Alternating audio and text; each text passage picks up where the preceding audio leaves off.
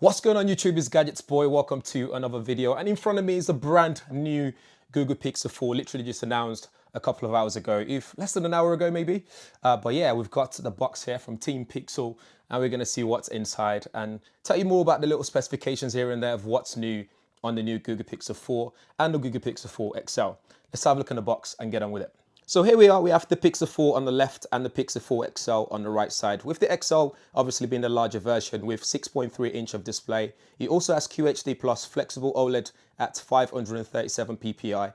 And the Pixel 4, the standard version, is Full HD Plus flexible OLED at 444 ppi there as well. And both have 19:9 aspect ratios and you have the ambient EQ as well. You have always on display and so many other things as well, which I'll go through just in a second. And I'm also digging this new orange color, which looks really nice, as you can see there. Look at that.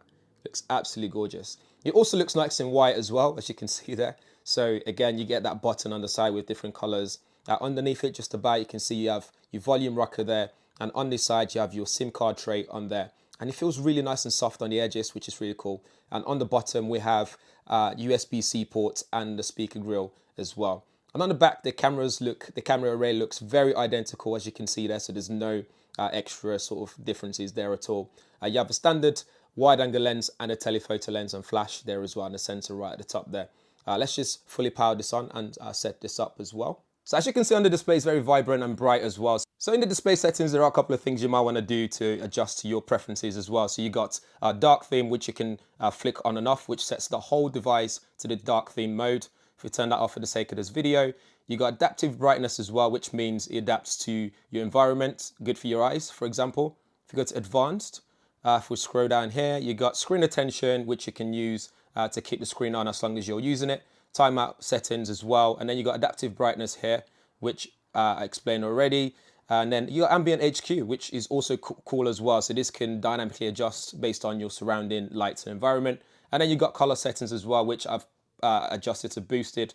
But if I'm editing a photo, for example, I'll probably put on natural or adaptive just to go with that. So this is also offers you a 90 Hertz display, which is dynamic based on what you're doing. So if you're gaming, for example, you get the full experience. And if you're not doing anything that's graphically intensive, you won't need to do, the system won't adjust to that sort of stuff. In terms of battery, the Pixel 4 comes with 2,800 mAh battery and the Pixel 4 XL comes with 3,700 mAh battery, and they both support 18-watt fast charge as well. And you've also got wireless charging, so you can use it on a Qi wireless charging plate if you wish to do so.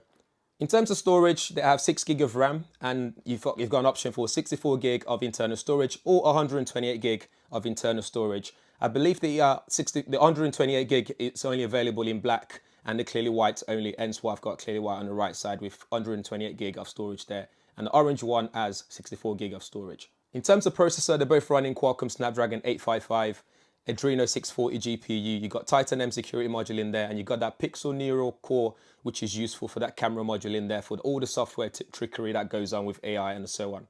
For camera, you have 2 new cameras on here. So you got 16 megapixel main camera and a 12.2 secondary camera. The secondary camera is a telephoto lens, so you can do 2 times optical zoom, and then you got up to 8 times hybrid zoom. So again, you'll be able to get a full different kind of shots depending on what you like to shoot.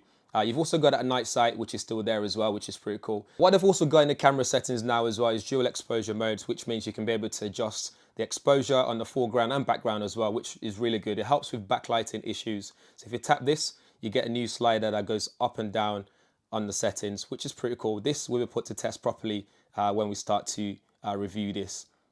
Also, make sure you follow me on Instagram because I'll be sharing pictures on there from samples and that kind of stuff. For front-facing camera, we have 8 megapixels. So again, with this, you'll be able to get 90 degrees field of view. It's not so much of a dual lens situation where you can get a bit wider, but it's still wide enough to get those selfies and get more people in your shots.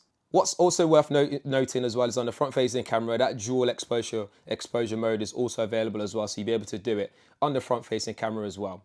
One thing also worth mentioning is the night sight. Now you can also capture extra exposure. So if you want to do astrophotography, you can do so. You can also prop it onto a tripod to get longer exposure as well. And it's pretty cool from the examples that they showed us on stage. I'm looking forward to actually putting that to test and see what that looks like in the real world. For video, you can do up to 4K at 30 frames per second. And then you got the other options like 1080p and 720p video options. You got video stabilization as well, so you'll be able to get really good steady shots when shooting on this. We're going to be doing some camera tests as well to see how the video holds up against the competition. Another thing that Google mentioned during the launch is that new recorder function. So with this, you'll be able to record live and also transcribe live as well. So as you're recording, you can go back to different areas of your recording. Again, I'll probably do a separate video just on this because I find it quite interesting, and it will be really useful for journalists and people who just like to dictate on the go kind of thing.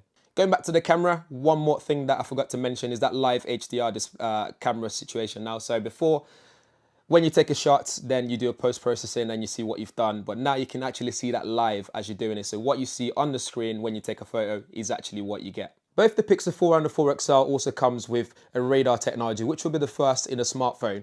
And with this, you've got something called motion sense, which means you'll be able to apply gestures. The phone will know before you even reach to the phone as well, to do things like skipping songs, answering phone calls, silencing the tracks or alarms and so on. So you can see that you can skip songs by using gestures.